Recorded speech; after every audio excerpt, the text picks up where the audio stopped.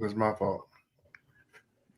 What's up, people? What's up? What's up? What's up? Welcome back to another iteration of the Fifth Quarter Sports Podcast. I am not your host. I'm a host tonight, but I'm not the regular host. I'm Mr. Skip of Skip Trophies and More. And to my left, y'all's right, is D4 Life Diamond Dirty D. What's going on, partner? What's up, man? Good evening, everybody. How y'all doing? What's going on? What's happening? Skip, what you got going on? How was your weekend and past week, rather? Since the last time we talked. Well, we do talk. We do talk. We talk off camera, but yeah weekend was good, man. Met up with some people. You know, I build trophies. I make trophies, so I met up with some potential customers and made a delivery to a customer and went over a layout for a car show, how I would do it if I was him at his venue, et cetera, et cetera. Then me and the wife hung out, went and got breakfast, you know, did the day daters thing that TJ likes to call it. So we went on a little date, hanging out with my wife and doing stuff that she wanted to do. So yeah, good weekend. Wonderful. Hey, so man, what was your weekend like? Hmm? What was your weekend like? Nice little outing. Went roaming around the city and went into some adventures on my own. You know, got a nice little bite to eat.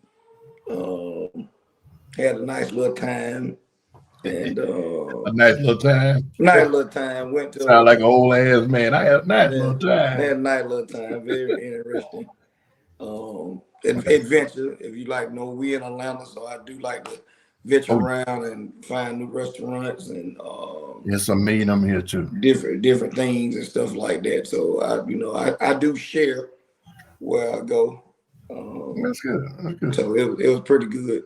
Very peace, man. You got to live your life, have fun, and if you don't, well, it'll go right. You'll lose it. You'll wake up and be dead.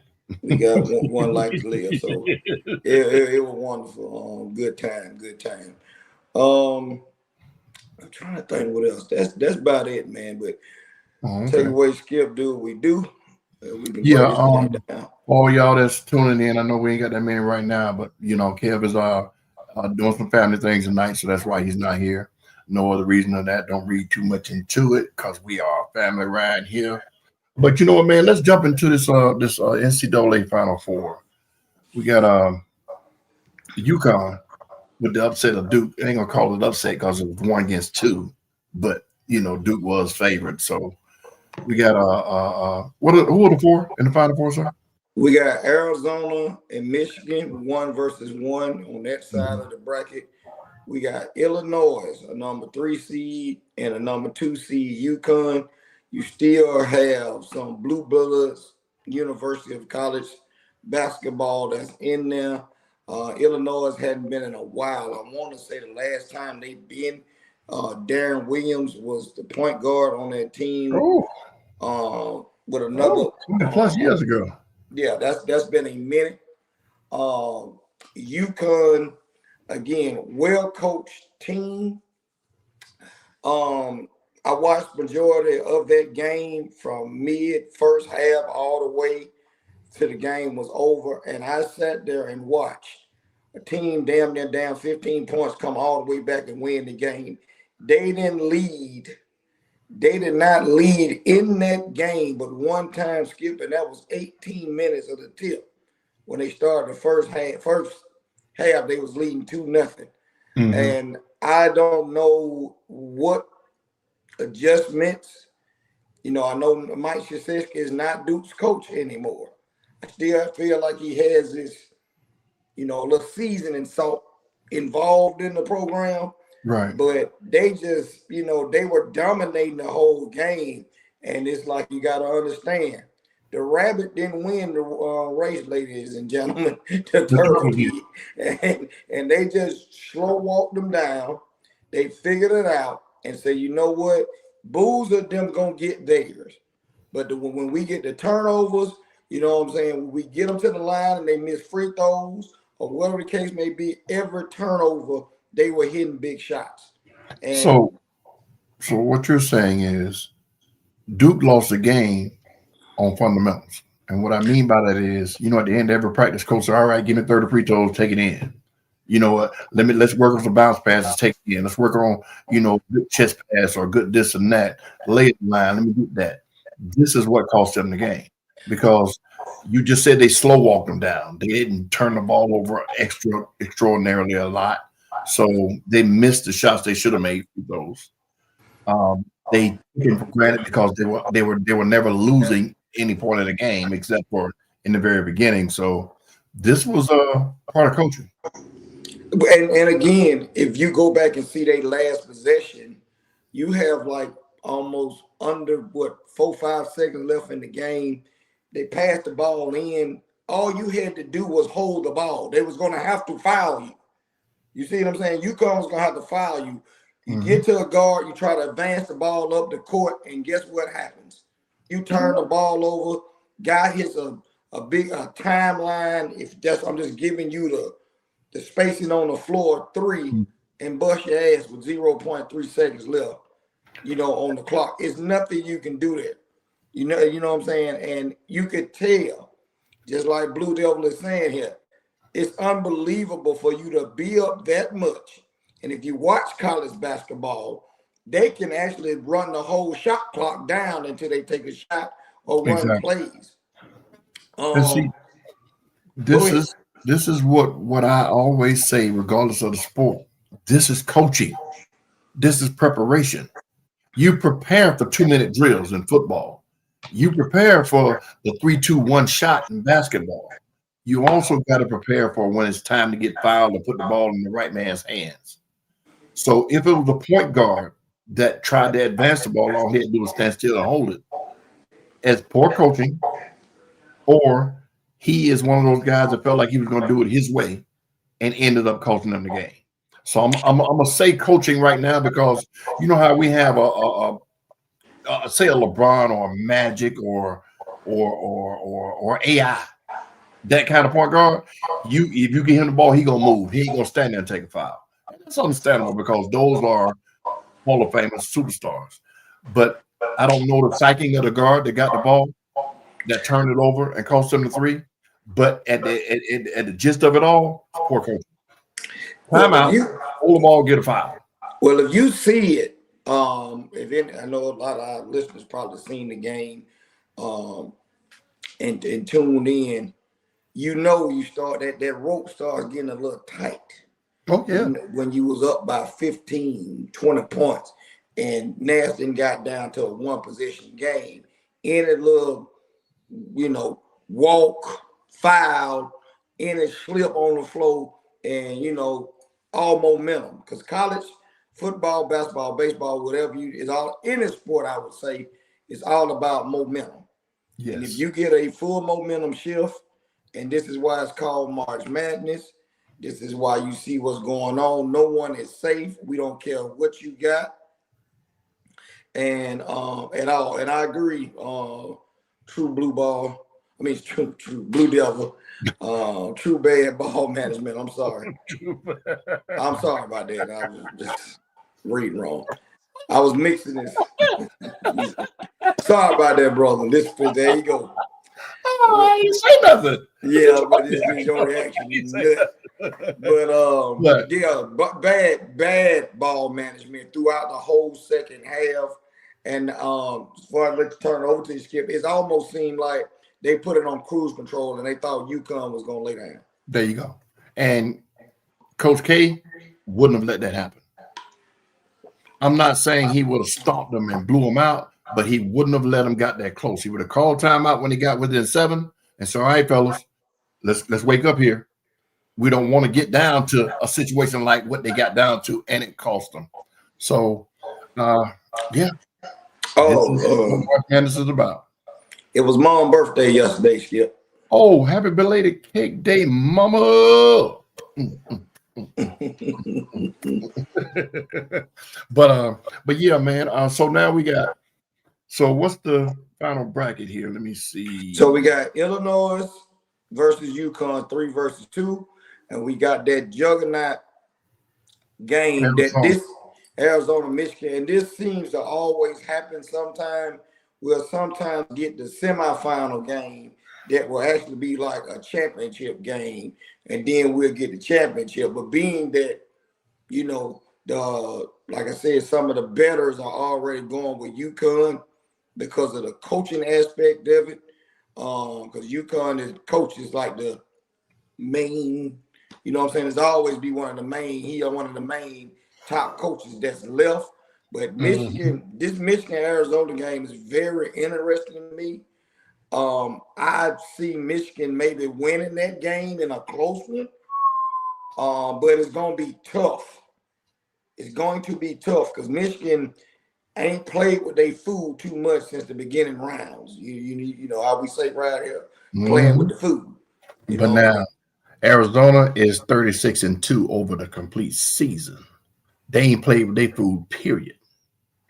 So I don't see that. They got Michigan favored by 1.5, but like you said, Arizona got a point guard that just don't want it. So I like Arizona to win it all. Okay. I like Arizona to win it all. Well, I'm gonna say this. I'm gonna go with Big Blue. I think, in my opinion, I'm gonna go with Michigan. That you know, it was an incident that I do want to touch on, and some of our listeners and Skip, I just gonna trigger you here. UConn's coach in the game might as well say headbutted the referee, in my opinion. No tech, no foul, no nothing was called, wasn't thrown out no game. He is a live firecracker. You know what I'm saying? Live firecracker. He's very intense. He's one of those intense coaches. You know, Bobby Knight type. I'm trying to give you another one. My guy used to coach for Temple back in the day. Oh yeah, Haney. Chaney, very intense type coach. And that was another incident too. So it was a lot of things that was going on in that game. Go ahead.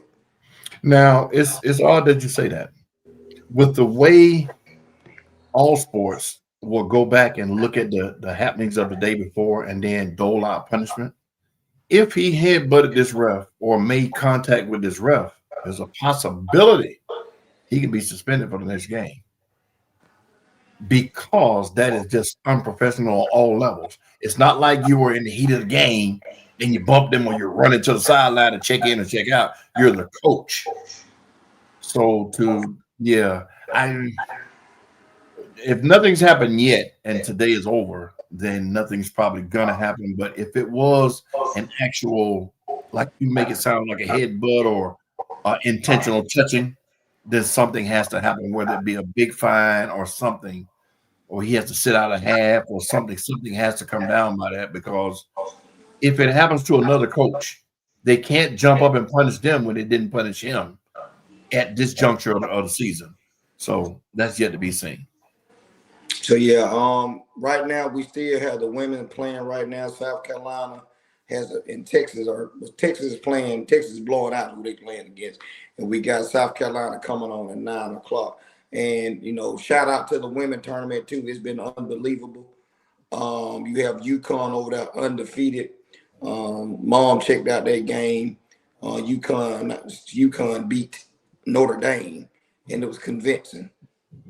UCLA beat Duke. Again, these girls are playing great basketball, very entertaining basketball that it has your eye now. You never knew in the history of women NCAA basketball that it'll be a game coming on at prime time on Monday night on ABC. Yeah, that's how far the sport has come in its own respectful way. And these guys, these young ladies are superstars in their own right, just on the college level.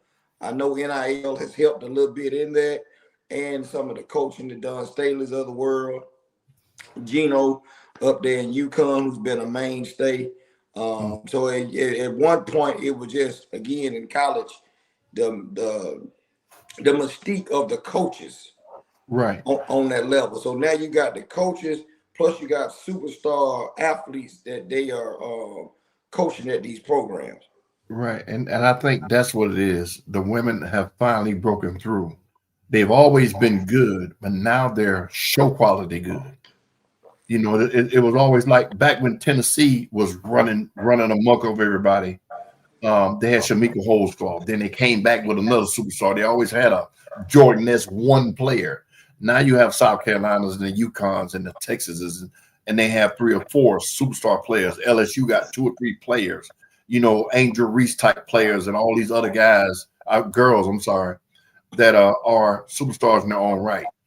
And I think that's what got them the promotability of the sport now, because they're pretty and they ball. They're not out there playing pretty ball, or I'm breaking my nails out there playing basketball. And I think that's what caused them to get over the hump. You know, with Caitlin, you know, doing what she did and bringing all of the so-called non-athletic, non sport watchers into it, because now she's a great white hope or whatever. So I think that all of that, coupled with good basketball, good coaching, is what got them to the spotlight they have now. So that's good. Mm-hmm. So we gonna move right along. You know, we had MLB baseball open up this week also. Yeah, man. Yeah, man. Had a lot of stuff going on already in baseball with some of the new rule changes. Hey, we are Braves fans, me and this man right here. Regardless, you know, I just like different hats, but we are Braves fans all the way. Seeing how the Braves, as per usual, they first home stands, it starts off, they play in Kansas City. They playing the Oakland A's right now. They were winning as of when I checked the score. Drama already in baseball. I'm gonna let Skip touch on the article that we pulled up and we looked at. And it's interesting that we've seen it rear its head. I'm gonna let Skip go through it and I'll come back with what I've seen personally during the game. Okay. The AI set up to where it can call balls and strikes. This thing is accurate to within millimeters. Now, of course, when you have a human doing it, it's all judging. You're judging what you think or what you think you saw. But some of the calls in recent history have been so bad and so egregious that it had to come to this. I love it. You have refs that have this, you can't talk to me, don't look at me. I saw a ref one time tell a batter said, wow, that was low. Are you talking to me? Like he was God or something. And he threw him out of the game because he said, wow, that was low. No repercussions, no nothing. We saw when a ref messed up a perfect game a couple of years back. It was blatant. The replay camera showed the man was completely safe. There was nothing to overturn it because they have no checks and balances. Now they have what they call I want to go to the AI, and it works perfectly. Point fact, there was a game. Today is Monday, so it had to be Friday or Saturday, and there was 2 challenges and 1 at bat. That's what I was gonna go at. Yeah, the ball was so low that when the ref struck him out, the guy immediately tapped his head, which means I want to challenge it. So this ref turned around, say the ballot challenger, and it was off by, I think it was 3 inches. It was 3 inches too low. The very next pitch was outside and high. The ref struck him out again. The batter immediately challenged it. Now, this one was a lot closer, but it still was outside the zone. I feel like if this AI is that good, then there shouldn't be a home plate umpire except for the call tag outs at the plate. Because this game is it's already hard enough to hit this baseball at 100 miles an hour, and it's only 3.5 inches around, coming at you crazy and whatnot. So why not give the batter the best chance of getting balls and strikes right? Because these refs are unchecked, and I like it. I love it. I really hope they give them more than 2 challenges a game, They really need more than 2 because it's not wasting time. The game lasts 3 hours anyway. So it's not wasting time like they make it sound. But go ahead. It's a lot of things that unpack with it also, because a lot of people out there, a lot of our listeners, a lot of people we know that are gamers, and they have always put the box on the video game. You know, some of the telecasts when you watch the Sunday night baseball games, the little box be there, and yep. They'll have the strike zone. They have the strike zone, so you can see the strike zone, and then of course as it goes on, it's on other telecasts when we watch it. So we sitting there looking at it at home, and we can see balls and strikes. And now I think a lot of backlash, and don't get me wrong when I say this, a lot of money is involved now with these balls and strikes also. So now you got a guy, umpire, that's back there, and he's looking over the shoulder because they have their own strike zone because they're human. And you know, it's a lot of stuff that went on in baseball over the history where it was blatant wrong balls and strikes called that cost the game. And it doesn't take much. And then we always say here on Fifth Quarter, what's the main person that controls the game? It's not the head coach. It's not offensive coordinators. It's not managers. It's not referees and umpires. It's the referees. They control whatever go on in whatever game, a foul, a flag, a ball, and a strike. It don't matter what it is. The referee controls it, and this is what they're trying to eliminate, human error to a certain extent. You know, I don't care what it is. Like you say, I seen it live when the guy did it, and that umpire was visibly upset. Yeah. And it should be that they should perfect their craft, because there's a lot of them that have bad reputations around Major League Baseball. Yep. They're known for making their strike zone wider or shorter. They have personal issues toward pitchers and batters and things of that nature. When there's always be a problem, it's documented history of some of them being, some of the worst umpires in the game. But go ahead.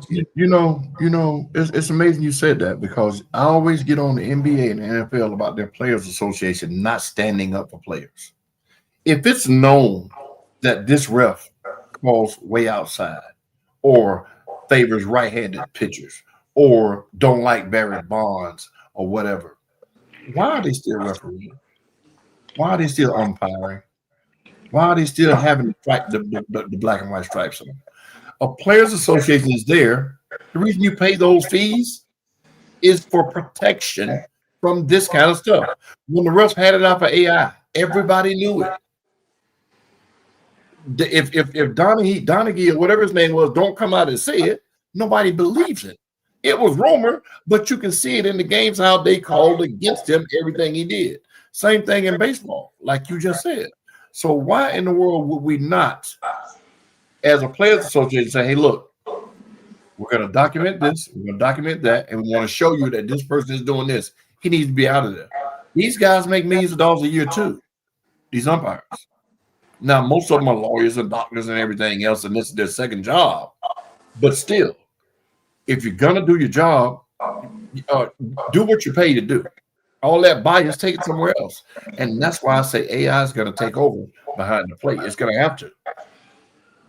It's going to have to. You're going to have to get more. As you see, I don't know, basketball ain't really got touched on it too much, but you already see we played with the AI in football with the chain game. Mm-hmm. We played with that this past year. Now we got the balls and strikes and so forth. I know Skip is always called for some more different rule changes with refereeing in football. Yep. Right now, they're having, as we speak, a labor dispute between the NFL referees that they already trying to gear up to get what? Replacement refs. We know how that turned out for them first 2 weeks of the league when they had replacement refs. It wasn't going too well. But we've seen the human error right there in the flesh, where you have unexperienced employees working compared to people that's been doing it 10, 15, 20 years in the game. Right. Now here's my combat or combat against that. this strike that the NFL refs are going on. Since you're complaining about getting replacement refs or complaining about work environment and this and that, I think there should be checks and balances again. Blatantly bad calls, fines, suspensions, and everything else. If you come in the huddle and 3 refs say, hey, that was a bad call, blah, blah, blah, blah, pick the flag up. All of that, I don't want to embarrass him or whatever. Okay, you got to get it right. And that's what I think the refs are missing the point. We're not worried about getting it right. We're worried about saving face. And that's the issue. And that's why I think AI should be involved with all of these replays. Every play should be reviewable. Every single play. All of that. Well, the ref blew the whistle, so it's dead. We can't review it. Come on, man. It was a blatant foul. That doesn't make sense to me. But again, I'm not the one spending the money, so.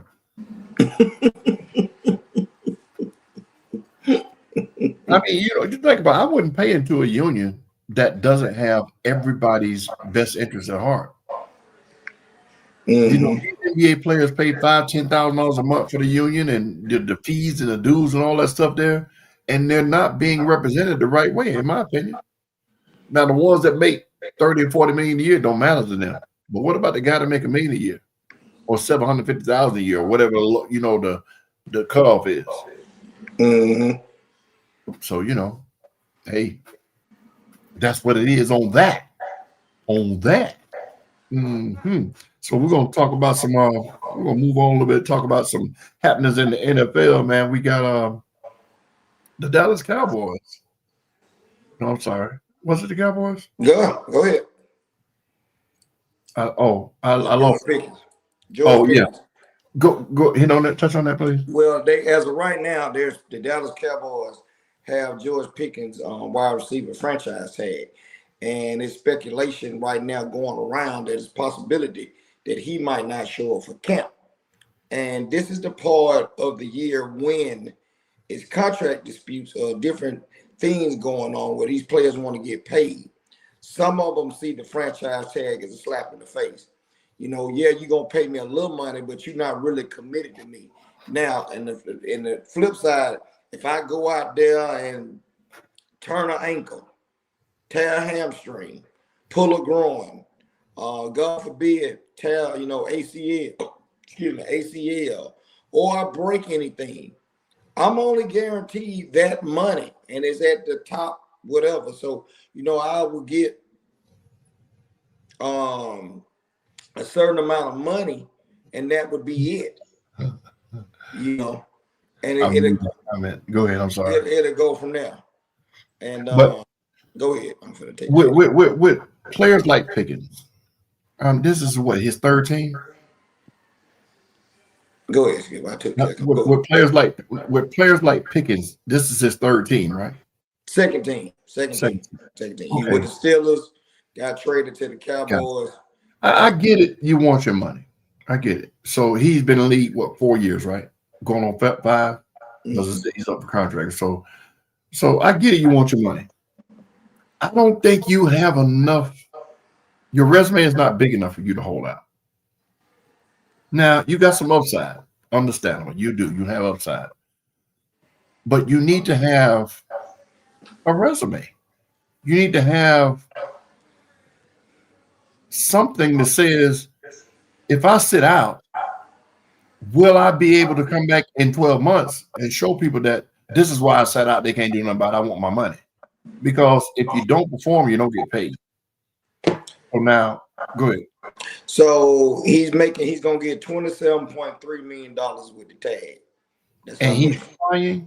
He hasn't said anything yet. Well, it's off season. So the coaches are having meetings right now. They got the head coaches meeting or whatever with the league or whatever. And they asked their head coach about the situation. And as we know, the Dallas Cowboys are the biggest media darling when it comes to NFL. Mm-hmm. And there you go. Here we go with the foolishness. So, hey, that's what happens. Yeah, just block him. But I like I said, when you do the franchise thing, if it's at the top of your category, your position, I get it. The quarterback, what's his name? What Washington? They franchising. Kirk Cousins. Kirk Cousins. He went out there and he showed his ass every single year, and they kept franchising. And his salary went from 18 to 24 to 29 to 30. You know, whatever. You telling me that that's something to complain about? I get it. You know, your worth in your mind is generational wealth, and I want to set my kids up for life. But you can take $1 million and set your children up for life. So all of this complaining about $27 million a year, if he's doing it, I think a lot of these guys are going to play themselves to the left. You know, all of this sitting out during training camp and holding out, whatever. We saw it with Dallas a couple of years back, and we saw it with the 49ers. You let these guys hold out. Then you sign them at the last minute. They didn't get no spring training. They didn't get no reps. They didn't get nothing. Then boom, knee injury. Boom, ankle injury. You know, now, I'm sorry, cut you off. Now, with his franchise tag, this is the thing, the one that they signed him to. Another team can sign him, but they got to give up 2 first-round picks. Nobody's going to do that. He doesn't have the resume for that. He doesn't have what if it was if he had Tyreek Hill's skill set, somebody snatch him right up. It's worth it. Not saying he's not a good receiver. Not saying he wouldn't make a team a very good second receiver, possibly a first. But I don't see a team giving up 2 first-round draft picks for somebody that wants to hold out for $27 million a year. There's not too many players in the league that will balk at $27 million a year. Well, it's not too many players, not too many teams of the caliber of player with the headspace that sometimes George Pickens be in to give up, to grant the Cowboys 2 first-round picks. Oh, no. He's not a Jamar Chase. No. A boy up there with the Vikings, Jefferson. No, he's not, and they want A, 1B to me in the league. They're interchangeable. You can take them however you want to. No. If I'm a team that's on the cusp of whatever it may be, and I'm like, okay, we get this guy here, he's gonna take us over the top. George Pickens ain't that guy. That ain't that guy. He's a Georgia guy, Georgia Bulldog guy. He's a hell of a player, hell of a receiver, but not for that cachet right there. Right, and that's why they do it. That's why they do it, because it's almost like forcing you to say, "Hey, take this money or sit down, and we're gonna find you." How you gonna find me for money you ain't paid me? But you know, hey. The Baltimore Ravens. I'm trying to read this thing real quick. They made a statement that the news cycle, there was a slow news cycle, was the reason for the Crosby fallout. If I remember correctly, Crosby failed the physical. So it doesn't matter how slow they reported it.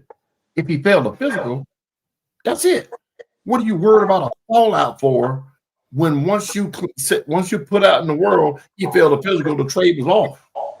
So what's the back and forth for? Sometimes people just say stuff just to get. He said we got a strong and long relationship across the league. We have emphasized the importance of doing things the right way. We understand it's a headline story because of profile and significance. We believe our relationships to the extent that you need time to repair them. People understand who we are and what we're about. What the hell is that? Certain things just don't need to be addressed. I mean, sometimes no comment. That's a stupid question. That's asinine. Yeah, keep it moving. But I guess you got to make some headline. Well, it's kind of like you said. They brought him in. Trade was going to be done. Come to find out, when he came in a week prior, he was just on crutches or whatever. A week prior to him coming in with his family and his wife and so forth, and they get there to get ready to go to dinner or whatever the case may be, and the deal is off. Of course, like I said, he had to pass the physical. They were concerned, and to be honest with you, the Cowboys had their hands in it because it's their doctor that did the first initial physical on him and just passed the notes over to the Ravens. This is just how this went about. And they have relationships. Now, have to do with anything though. You say the Cowboys had their hand in it because he was there. Meaning, the Cowboys had a deal in place with the Raiders also. So he had already got of course you got to take a physical. Right. So, the Cowboys did their due diligence and basically slipped the note up on the door to the Ravens medical facility. And, they did theirs, but this is what they had found beforehand. You know how they do. Hey, because it doesn't make sense for it to be a thing that the Cowboys doctor said, hey, look, this is what's wrong with him, because what have they gained from it? They're not going to get him. So the Dallas was in the, they were in the hunt for him, and then how they do, Skip. Think about it. They might have been dropping salt so they can get him for a cheaper price. Who knows? They keep another team from trying to get him, and they backdoor him and get him anyway. You never know what. Right, but this ain't high school. This ain't high school. So this ain't the streets. This is one of those things to where this is what you did, but let me do my own. Mm-hmm. Let me do my own physical. Let me look. Thank you for telling me that, but appreciate it. Because if the Ravens had any hint of, hey, Dallas is doing this because they want to come still get him because we stepped in and swooped in and took him away. I mean, it's all speculation, yes, but I just don't see it being more than just doctors talking. You know what I mean? I don't think it will be any kind of, I don't want y'all to have him because we didn't get him. Yeah, so it's more or less, they just trying to put it in the mix that, the Ravens have always been a stand-up franchise across the league of how they do business. Mm-hmm. And it's the first time we've seen, of course, they've never been known to be the one to be trading first-round picks and so forth and so on, and a trade for this type of caliber player for the amount they were about to give up. And I just think, personally, between the owner and the GM, these are the relationships that you have. But my man, he back to disagree with me. Okay. All right, Trucker, what's up, man? At the end of the day, you just look at the fact that it's going to be some controversy either way it go. I think that GM knew his job was on the line because the owner of the Ravens, Bashada, he's one of those owners that don't play. And then we seen deals that you do as a GM can make and break you and a franchise. And it probably, they were looking at this going to set the Ravens back if this guy's not available to play. You see what I'm saying? So right. that's just how that goes. Right. That's how that goes. Ruodum K21. Nobody's scared. No block. Nobody's scared to talk about it. This is not the place to talk about it. This is a sports podcast. If you want to talk about that, go on a podcast that's dealing with Israel. It's terrible what's going on. We have no comment on that because we're talking about sports. Now, I hope that answers your question. Thank you for tuning in. But anyway, what's good, Trucker? Big one Trucker. But yeah, I agree with you wholeheartedly about GMs, trades and stuff like this here makes or breaks them. It's what we're seeing here in Atlanta already. This preseason, they're gonna. I think this front office staff would. Go ahead. He's looking for a reason to disagree with me. But I see this front office staff being in place 2 years, maybe 3. I don't think Matt Ryan will be the first one out, but somebody in that front office will have to go because they're not helping the team. None whatsoever. I mean, we're gonna wait for the draft, but I just don't see them doing nothing to improve this team. The first mistake they made was bringing that coach in. I don't care because he got a coach of the year. Yeah, Trucker, you did. That all out of all the things to do, you hired him like quickly, like, ooh, let's get him for somebody else get it. Nobody else is gonna get it. but hey, we'll see. Yes, you did. You missed the segment about UConn. You did. They're gonna lose tomorrow anyway. I mean, they're gonna lose Thursday anyway. Yes, they play Saturday, I think. Yeah. They're gonna lose. But when you were touching on the Falcons, like the moves they made, a lot of times. Hell yeah, Connecticut beat Duke. Yeah. The Falcons just got players for depth. If you see the signings that they made, and the trade they made is a depth thing because they didn't have enough players, in my opinion. And going in that aspect of that level with the Falcons, they finna release again another set of jerseys coming up here in Atlanta for a full 4-day because they changing the jerseys again. Of course, trying to draw on the fan base, trying to get, because they're about to lose. They're on the verge of losing a lot of ticket sales here in that big, beautiful facility down there. So I don't think they're gonna lose ticket sales. Fans are fans, and fans are short for fanatics. And when you like a team, you like a team, win or lose. We remember the Saints used to wear bags, but they still was in there watching the game.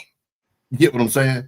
So, and I just don't. I don't think they're gonna lose ticket sales. I think they're gonna have to overhaul stuff, man. It's just that. I mean, no knock on Penix, but it was a bad draft. It was a bad draft pick. It truly was. We're black dominated fan base. We're not but Atlanta has a more dominant black fan base, and he tried to cater to this. Penix was a bad draft pick. He truly was. Now he has upside, yes, but all of those knee injuries and everything else have reared their head already in his second season. So I just don't see it panning out for him. I mean, I hope it does. I want to see everybody succeed. No, it's just bad move after bad move after bad move, and you're constantly letting the fans down. You're letting the team down, and eventually you're gonna drop out of the top of the market, man. It's just terrible. But that's neither here nor there. I don't care about the Falcons. I'm a 49er fan. The Packers is Matt LaFleur. Says Moses' low survey grade cites his need to grow a connection with the players. We ain't got nothing else to report on. Well, again, like I just told you, they got all the head coaches are basically at a seminar type things, like the coaches retreat or whatever, and all these things are coming out now. Where they grade the coaches. They like anonymous. Vote around the league how they feel about the players and so forth and so on. And this is what they reported and got back. It was already said that speculation that they weren't going to keep him and fire him from the Green Bay Packers, but they re-signed him and so was. And then you can see across the league, you could tell if a coach still has control over the team. You can see how they play, if they responding to him, and so forth and so on. Green Bay, outside before they got Michael Parsons, was a talented team. And then they added Michael Parsons. Now, this is the thing. You can tell in the offseason if it's something going on. They lost a lot of players in free agency. So that's why this is probably a story. Half of their defense is going around the league. You got some going to the Cowboys. You got some going to the Raiders and so forth. And it seemed like they didn't take no time to sign a contract to get up out of that. Well, Green Bay is a black hole, man. You think about this. What's in Green Bay? Nothing. There's no draw there except to win. Now, if, say, Green Bay makes it to the NFC Championship, okay, players will go now because the offense is there, so let's go add to it. But if we peaked and we're getting injured or whatever, let me go get my money versus sitting up here in this hellhole of snow and nothing else. So I don't blame them at all. One more thing too. Out of Cleveland Browns camp, Haslam says Deshaun Watson has a great chance to be QB1. I don't think that's a bad move. I love Shedeur Sanders. I love him. In my opinion, he's not as good as Deshaun Watson.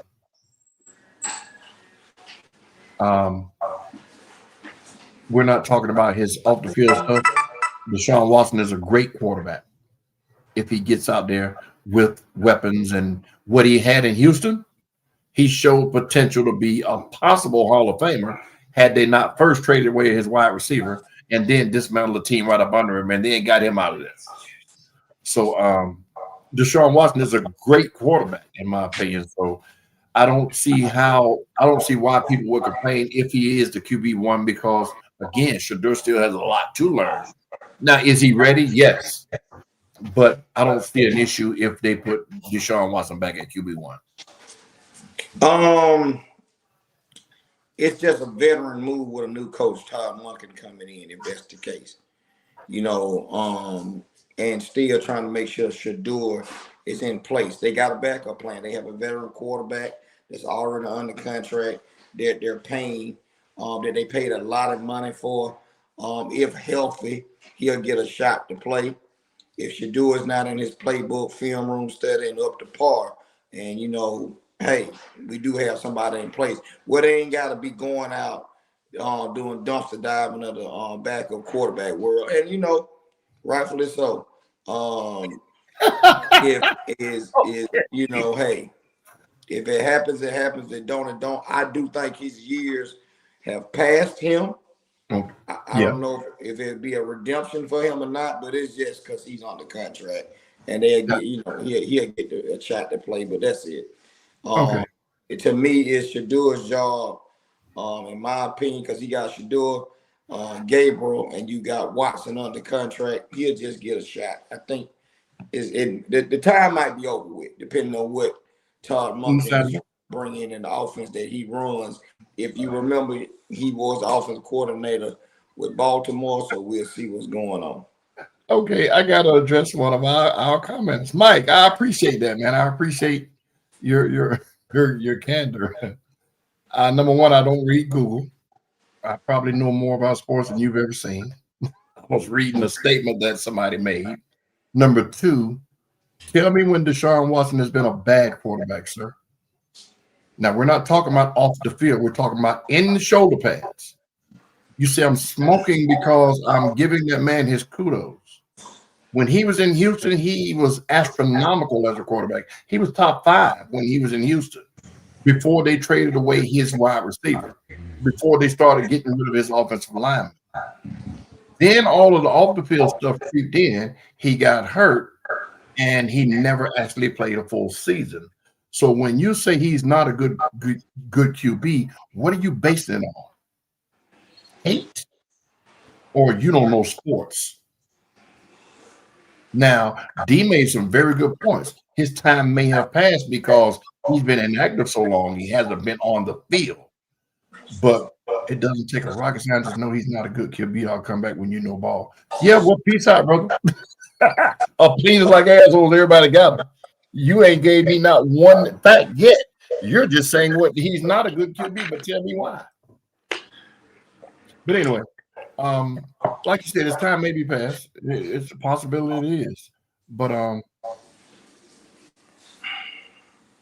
yeah, you're stupid. But yeah, I like I said, if they make him QB1, it's because he showed up and he still showed that he has it. Now, does Shedeur deserve it? Yes, he does, without a doubt. But I wouldn't gripe about it if Deshaun Watson was to come out there and be QB1. I just wouldn't. Yeah, it'll be interesting. That's all. Yeah. The man said I've been reading Google. Okay, Mike. I appreciate you, though. I appreciate you. You owe me. You owe me. That's cool. Usually this B1 trucker that's telling me I don't know what I'm talking about. Cause what you got, Kent? Did the Falcons pick up the Saints running back? No, that's not true. They picked up Brian Robinson. They did not get Kamara. I did let Bo know that y'all got to stop messing around with some of Facebook's antics. Facebook puts a lot of these different groups out with fake propaganda and fake reports, and have you searching and looking and trying to figure out what's going on. No, the Falcons didn't pull that deal. That wouldn't have made no sense. If they could pull that deal with a stud, you got it running back. You have no reason to have Kamara and him unless y'all just finna run the ball the whole game. No, they can run the ball the whole game with what they got. And see, this is what I was telling you about their front office. And had they done that, that would have been one of the stupidest moves ever. For what? Bijan is 3 years in the league now? Yes. So you just need a complimentary back. They went and picked up Robinson, which was a smart move. He runs hard, and so forth. So we'll see how that work out. That's why I was saying, Ken, I don't know if you missed it or not. When we talked about the fouls, a lot of y'all pickups and things that y'all have gotten has come about depth. You signing guys to 1-year deals because you're trying to find depth and find somebody to run the system that Stefanski is trying to run here. So you would say Falcons might win some games, but next year you will see exactly whatever they're trying to do when they have all their picks. Money probably be freed up. You got a quarterback competition between Tua and Penix. That's what they said. It's an open competition. It is what it is. Everybody's being evaluated. That's what they always say when they bring in these new coaches. Every position is getting evaluated and so forth and so on. So, I'm just waiting to be honest with you, I'm just waiting for the jersey reveal. I just like to see the jerseys personally, I know one thing. It's a terrible day when you got Tua competing with your QB1 for position of QB1. Now, Mike, if you're still here, that's a bad quarterback.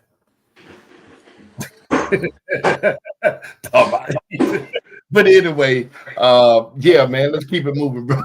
Let's keep it moving.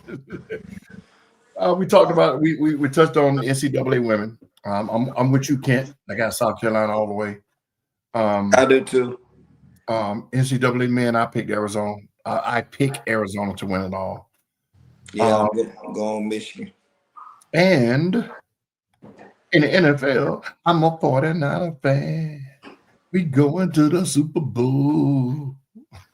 That sounds crazy, but as a fan, I hate that Kevin's not here because I would rag him right now about his Cowboy.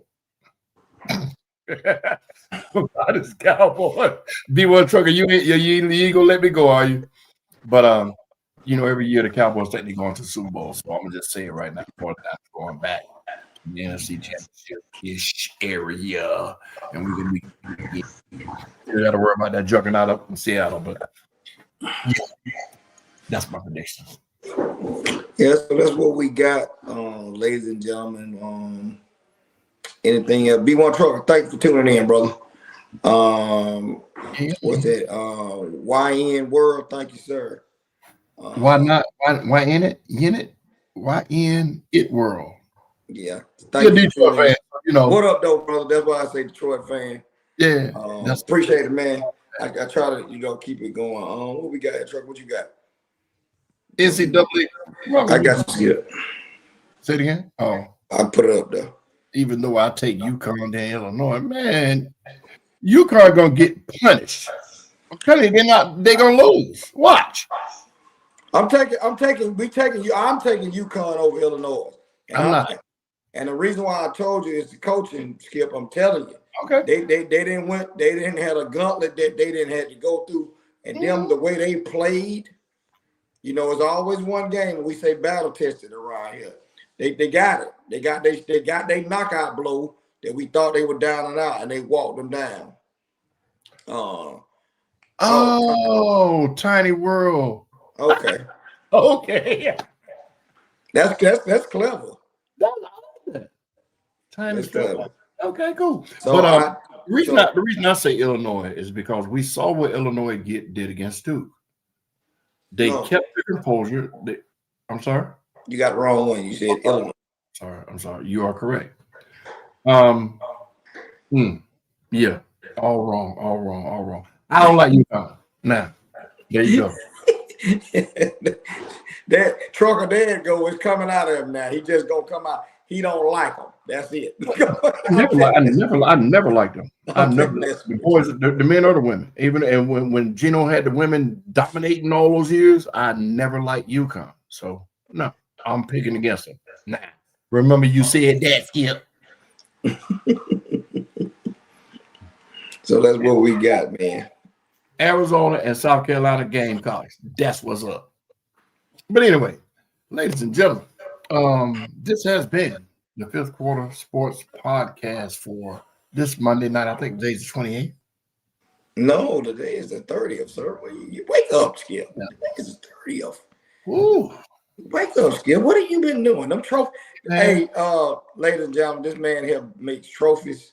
He makes outstanding different trophies. Look. I do stuff. Yeah. So he's always got his hands into something. So he didn't got wore out and drug out all weekend, you know. So that's all he's thinking about is a 6x9 or, you know what I'm saying, an 8x10 or whatever.